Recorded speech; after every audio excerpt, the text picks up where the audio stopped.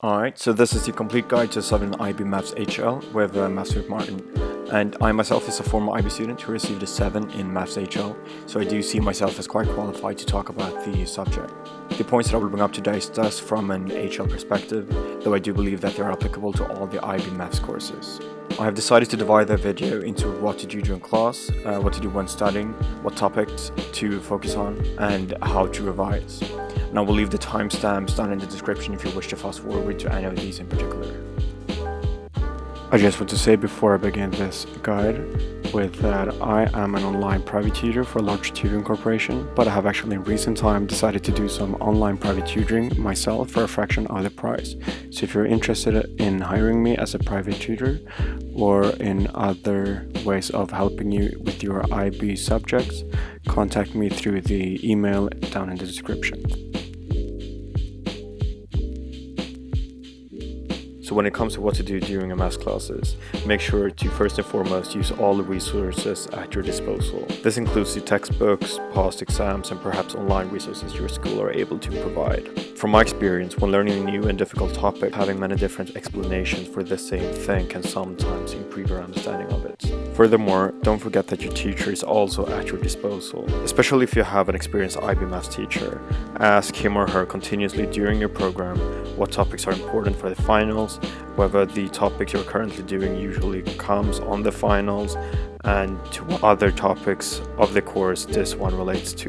Don't be afraid to ask questions. Despite being one of the best students in my class, I was without a doubt the one asking the most questions too, resulting in me being the only student who received a 7 in Maths HL in my year. If you don't understand something, even the slightest, ask your teacher. However, if you're unfortunate enough to not have one of these maths teachers, you can always resort to online services, like my private tutoring for example, where I can help you improve from a student's perspective. Secondly, during your classes, do not focus on making fancy or neat notes, as you will most likely not use them when revising. Rather, focus on learning as much as you can and use your teacher as much as you can. In my experience, pre-the notes for maths in particular are redundant and usually a waste of time, though I will come back to how to revise later in this video.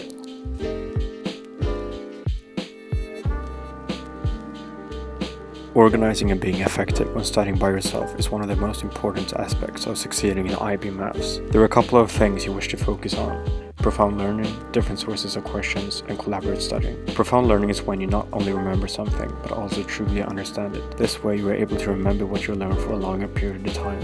You must approach your math studies this way, as you always need to have your exams in focus.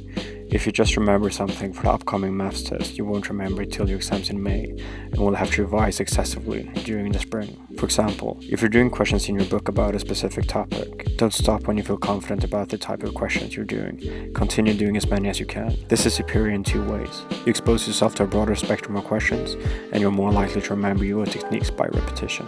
This leads me to my next point: different sources of questions. Do not only do questions you have in your book, do past exam questions, questions you find online, and questions you sometimes come up with yourself. This way, you will create the habit of, when facing a difficult or unfamiliar problem, figuring out a way by which to approach it by yourself. All questions on your exams won't be familiar to you, so it's a good thing to practice. However, the most important of these are the past exam questions, as they are a great way to both prepare and learn for exams. Lastly, studying collaboratively with classmates, regardless of their level in mathematics, often greatly improve your learning capabilities. You learn from each other by sometimes needing to explain and formulate something to your friend. Also, you often find yourself discussing very difficult problems and subsequently solving them, something which you couldn't have been able to do by yourself.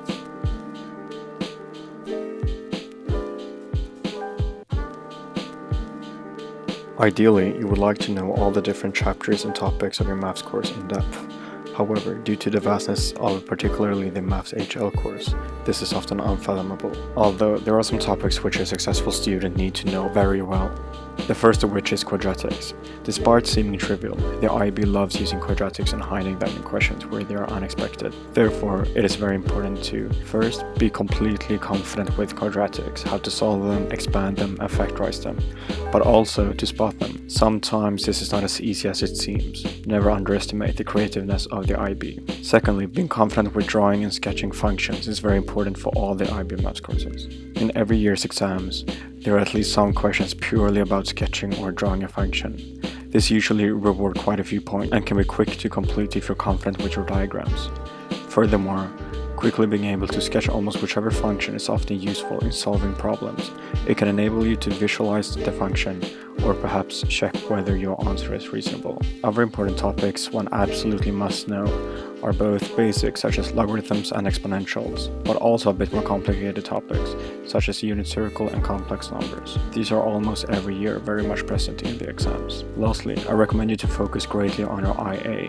Your IA constitutes for 20% of your final grade and is essential if you want to score a high grade on your course. If you want to know more about how to score well on the IA and what your teacher is looking for in it, head over to my video regarding it. Also, if you wish to have your IA read and meticulously annotated, contact me at the email down in the description and I can help you.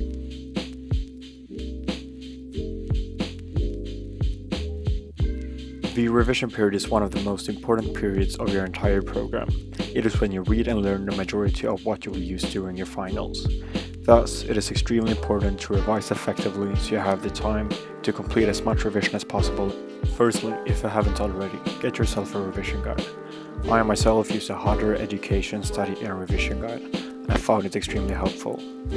After each chapter, the guide refers to specific post-exam questions, which are about what you've just revised. In fact, pretty much my entire maths revision was centered around going through the guide thoroughly, doing many post-exam questions, and doing entire post-exams under time pressure. Secondly, make sure to follow the syllabus when revising. This way, you make sure that you cover everything.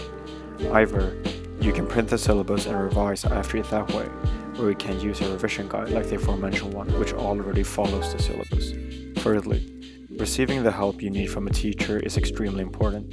You really cannot have topics which you don't feel that you understand prior to entering the exam room, partly because they might turn up on the exams, and partly because it will lower your confidence, knowing that there are parts of the course you don't know. Maybe you have classes as usual during your revision period, and maybe you don't. Either way, you would gain by that extra bit of help from someone with experience from the course, someone like me. Contact me through the email down in the description to learn more about my services if this interests you.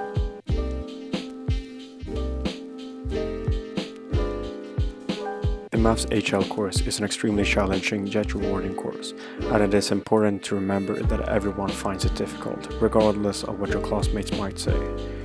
This guide has presented tips and strategies for different parts of the program that you can follow to improve your chances of receiving that 7. I would summarize this guide with that: keep your eyes on the goal of the exams and always remember that it is them you're studying for, and adapt your studies accordingly. And remember that my email is down in the description if you wish to contact me regarding private tutoring or other matters. Thank you for watching. Make sure to like this video and subscribe to be the first to receive upcoming videos regarding your maths course. This was MathsWithMartin, and good luck with your studies.